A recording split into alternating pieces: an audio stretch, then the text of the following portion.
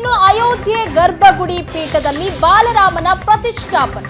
ಕೃಷ್ಣ ಶಿಲೆಯಲ್ಲಿ ಕೆತ್ತಿರುವಂತಹ ಬಾಲರಾಮನ ವಿಗ್ರಹ ಕಂಗೊಳಿಸ್ತಾ ಇದೆ. 51 ಇಂಚಿನ ಬಾಲರಾಮನ ವಿಗ್ರಹದ ಫೋಟೋವನ್ನ ನೀವು ನೋಡ್ತಾ ಇದ್ರಿ. ಈಗ ಈ 51 ಇಂಚಿನ ಬಾಲರಾಮನ ವಿಗ್ರಹ ಕಂಗೊಳಿಸ್ತಾ ಇದೆ. ಬಾಲರಾಮನ ಮೂರ್ತಿಗೆ ವಸ್ತ್ರವನ್ನ ಹೊದಿಸಲಾಗಿದೆ. ಜನವರಿ 22ರಂದು ರಾಮನ ಕಣ್ಣಿಗೆ ಕಟ್ಟಿದಂತಹ ವಸ್ತ್ರವನ್ನ ಅರ್ಚಕರು ತೆಗಿತಾರೆ.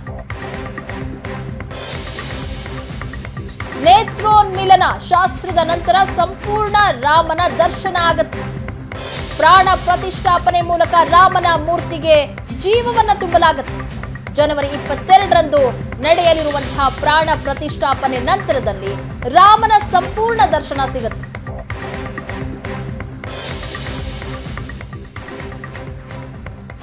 ಅಯೋಧ್ಯೆಯ ಗರ್ಭಗುಡಿ ಪೀಠದಲ್ಲಿ ಈಗ ಬಾಲರಾಮನ ಪ್ರತಿಷ್ಠಾಪನೆ ಆಗಿದೆ. ನೀವು ನೋಡ್ತಾ ಇದ್ದೀರಾ 51 ಇಂಚಿನ ಬಾಲರಾಮನ ವಿಗ್ರಹ ಸಾಕಷ್ಟು ವಿಶೇಷತೆಗಳಿಂದ ಕೂಡಿದೆ. ಇನ್ನು ಈ ಬಗ್ಗೆ ಹೆಚ್ಚಿನ ಮಾಹಿತಿಯನ್ನು ತಿಳಿಸಿಕೊಳ್ಳೋದಕ್ಕೆ ಅಯೋಧ್ಯೆಯಿಂದ ನೇರ ಸಂಪರ್ಕದಲ್ಲಿ ಜಾಯ್ನ್ ಆಗಿದ್ದಾರೆ ಶ್ರೀಕಂಠ ಶಾಸ್ತ್ರಿಗಳು. ಶ್ರೀಕಂಠ ಶಾಸ್ತ್ರಿಗಳೇ, ಬಾಲರಾಮನ ಮೂರ್ತಿಗೆ ವಸ್ತ್ರವನ್ನ ಹೊದಿಕೆ ಮಾಡಲಾಗಿದೆ. ಯಾಕೆ ಹಾಗಾದ್ರೆ ಅಂತ ಬಿಳಿ ಬಟ್ಟೆಯನ್ನ ಸುತ್ತಿದ್ರು ಮೊದಲಿಗೆ ನಾವು ಗಮನಿಸಿದ್ವಿ. ಈಗ ಕಣ್ಣಿಗೆ ಬಟ್ಟೆಯನ್ನ ಕಟ್ಟಿರುವಂತಹ ಒಂದು ಫೋಟೋವನ್ನ ನಾವು ನೋಡ್ತಾ ಇದ್ದೀವಿ. ಬಾಲರಾಮನ ಫೋಟೋ ಯಾವ ಕಾರಣಕ್ಕಾಗಿ ಕಣ್ಣಿಗೆ ವಸ್ತ್ರವನ್ನ ಕಟ್ಟಲಾಗತ್ತೆ ಅಂತ?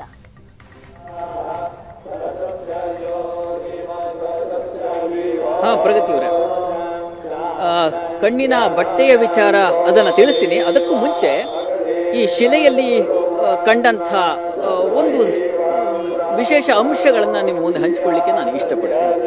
ವಸ್ತುತಃ ಒಂದು ಶಿಲಾ ನಿರ್ಮಾಣ ಮಾಡುವ ಸಂದರ್ಭದಲ್ಲಿ ಅದು ಮಹಿಮಾ ಶಿಲೆಯಾಗಿರಬೇಕು. ನಮ್ಮ ಅಜಿತ್ ಅವರೀಗ ಒಂದಷ್ಟು ಅಂಶಗಳನ್ನು ವಿವರಿಸಿದರು. ಕಾರಣ ಅವರು ಯೋಗಿರಾಜ್ ಅವ್ರ ಜೊತೆಗೆ ಮಾತಾಡಿ ಗೊತ್ತಿದೆ. ಅವರೇ ಶಿಲ್ಪಿ ಯಾರು ಕೆತ್ತಿದ್ದಾರೋ ಅವ್ರ ಜೊತೆಗೆ ನಿಕಟವಾಗಿ ಮಾತಾಡಿ ಅವರಿಗೆ ಅದರ ರಚನಾ ಕ್ರಮ ಇತ್ಯಾದಿಗಳ ಬಗ್ಗೆ ಅವರಿಗೆ ಹೆಚ್ಚಿನ ಮಾಹಿತಿ ಇದೆ. ಶಾಸ್ತ್ರದಲ್ಲಿ, ತಂತ್ರಶಾಸ್ತ್ರದಲ್ಲಿ ಒಂದಷ್ಟು ಮಾಹಿತಿಗಳನ್ನು ಕೊಡ್ತಾರೆ.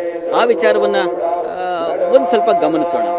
ವಸ್ತುತಃ ಒಂದು ಶಿಲ್ಪ ಅಂತಂದ್ರೆ ಅದು ತುಂಬಾ ಗಂಭೀರವಾಗಿರಬೇಕು, ಮುಖ ಗಂಭೀರವಾಗಿರಬೇಕು, ಸ್ವಲ್ಪ ಮಟ್ಟಿಗೆ ಮಂದಸ್ಮಿತವಾಗಿರಬೇಕು ಅಂತಕ್ಕಂಥದ್ದು ಆ ವಿಚಾರ ಶಾಸ್ತ್ರದಲ್ಲಿದೆ.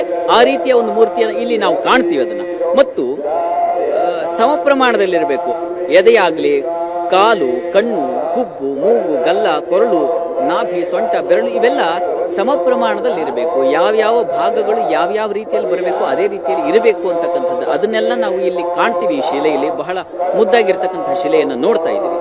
ಮತ್ತು ವಿಗ್ರಹಗಳಲ್ಲಿ ಏಕಭಂಗ, ದ್ವಿಭಂಗ, ತ್ರಿಭಂಗ ಮತ್ತು ಅತಿಭಂಗ ಅಂತ ಒಂದಿಷ್ಟು ಕ್ರಮಗಳಿದ್ದಾವೆ 4 ಬಗೆಯಲ್ಲಿ.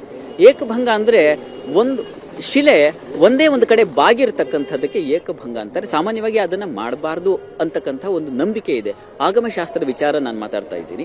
ಇದು ಎರಡನೇದಾಗಿ ದ್ವಿಭಂಗ ಅಂತ, ಸೊಂಟ, ಕಾಲು ಪಾದಗಳು ತಿರುಗಿರುತ್ತೆ, ಸೊಂಟ ಸ್ವಲ್ಪ ಏನು ಕರ್ವಲ್ಲಿರ್ತದೆ, ಅದನ್ನು ದ್ವಿಭಂಗ ಅಂತ ಕರೀತಾರೆ. ಅದು ಶ್ರೇಷ್ಠ ಅಂತ ಹೇಳ್ತಾರೆ. ಮತ್ತು ತ್ರಿಭಂಗ ಕೂಡ ಕೊರಳು, ಸೊಂಟ, ಕೊರಳು ಸ್ವಲ್ಪ ಮಟ್ಟಿಗೆ ಬಾಗಿರ್ತದೆ ಅಂತಕ್ಕಂಥ ವಿಚಾರವನ್ನ ಅಲ್ಲಿ ತಿಳಿಸ್ತಾರೆ. ಇನ್ನು ಅತಿಭಂಗ ಅಂತಕ್ಕಂಥದ್ದು ಒಂದು ಅಂಶ ಇದೆ. ಅದು ಈ ಯುದ್ಧ ಮಾಡ್ತಕ್ಕಂಥದ್ದು. ನಾವು ಉದಾಹರಣೆಗೆ ನರಸಿಂಹಸ್ವಾಮಿಯನ್ನ ಕಾಣ್ತೀವಿ ಆ ರೀತಿಯಲ್ಲಿ.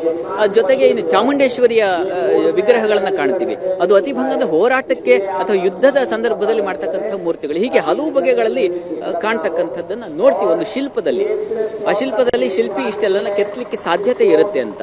ಇಲ್ಲಿ ನಾವು ಕಾಣ್ತಕ್ಕಂಥದ್ದು ಸಾಮಾನ್ಯವಾಗಿ ಈ ಮೂರ್ತಿಯನ್ನು ನೋಡಿದ್ರೆ ಇಲ್ಲಿ ಕೊರಳು ಹಾಗೂ ಸೊಂಟದ ಭಾಗ ಹಾಗೂ ಕಾಲಿನ ಭಾಗ ತ್ರಿಭಂಗಿ ಯಾವುದು ಅತ್ಯಂತ ಶುದ್ಧ ಪರಿಶುದ್ಧ ಅಂತಾರೋ ಆ ರೀತಿಯಲ್ಲಿ ಕಾಣ್ತಕ್ಕಂಥ ಲಕ್ಷಣವನ್ನ ಈ ಮೂರ್ತಿಯನ್ನು ನೋಡಿದ್ರೆ ಗೊತ್ತಾಗುತ್ತೆ. ಅದನ್ನ ಆ ಮೂರ್ತಿ ನಮ್ಮ ಮುಂದೆ ತೆರೆದಿಡುತ್ತೆ ಆ ಒಂದು ಲಕ್ಷಣವನ್ನು. ಇದು ಶಿಲ್ಪಕ್ಕೆ ಸಂಬಂಧಿಸಿರತಕ್ಕಂಥ ವಿಚಾರ. ಇನ್ನು ತಾವು ಕೇಳಿದ್ರಿ ಕಣ್ಣಿಗೆ ಬಟ್ಟೆ ಕಟ್ಟಿದ್ದಾರೆ, ಇದರ ಹಿನ್ನೆಲೆ ಇದು ಯಾಕಾಗಿ ಅನ್ನೋ ಕಾರಣಕ್ಕೆ ನೋಡಿ. ಅಲ್ಲಿ ನೇತ್ರೋನ್ಮೀಲನ ಅಂತಂದ್ರೆ ಕಣ್ಣು ಪ್ರಕಟವಾಗ್ತಕ್ಕಂಥದ್ದು. ಒಂದು ಮಗು ಹುಟ್ಟಿದಾಗ ಅದು ಮೊಟ್ಟ ಮೊದಲನೇದಾಗಿ ಅದು ಕಣ್ ತೆರಿತಕ್ಕಂಥದ್ದು, ಕಣ್ ಬಿಟ್ಟಾಗ ಅದು ಜೀವ ಇದೆ ಅಂತಕ್ಕಂಥದ್ದು ಗೊತ್ತಾಗುತ್ತೆ. ಆ ದೃಷ್ಟಿಯಲ್ಲಿ ಈ ಬಟ್ಟೆಯನ್ನು ತೆಗೆದು ಅಲ್ಲಿ ಜೀವ ಬಂತು ಅಂತ ಮಂತ್ರವತ್ತಾಗಿ ಯಾವ ಪ್ರಾಣ ಪ್ರತಿಷ್ಠೆ ಆಗುತ್ತೆ ಆ ಸಂದರ್ಭದಲ್ಲಿ ಜೀವ ಬಂತು ಅನ್ನೋ ಕಾರಣಕ್ಕೆ ಆ ಬಟ್ಟೆಯನ್ನು ತೆಗೆದ ಮೇಲೆ ಅದನ್ನು ನೇತ್ರೋನ್ಮೀಲನ ಅಂತ ಕರೀತಾರೆ. ಹೂವಿನ ಎಸಳು ಅಥವಾ ಚಿನ್ನದ ಒಂದು ತಂತು ಇವುಗಳಿಂದ ಕಣ್ಣನ್ನು ಬರೆದು ಕಣ್ಣನ್ನು ಮಾಡಿ ಆನಂತರದಲ್ಲಿ ಆ ಬಟ್ಟೆಯನ್ನು ತೆಗಿತಕ್ಕಂಥದ್ದು, ಅದಕ್ಕೆ ದೃಷ್ಟಿರೂಪಣ ಅಂತ ಕರೀತಾರೆ.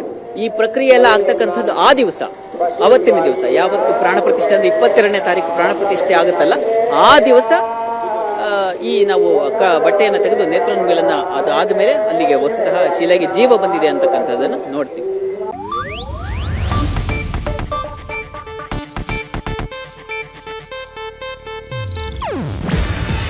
ಇದು ಏಷ್ಯಾನೆಟ್ ನ್ಯೂಸ್ ನೆಟ್ವರ್ಕ್ ಪ್ರಸ್ತುತಿ.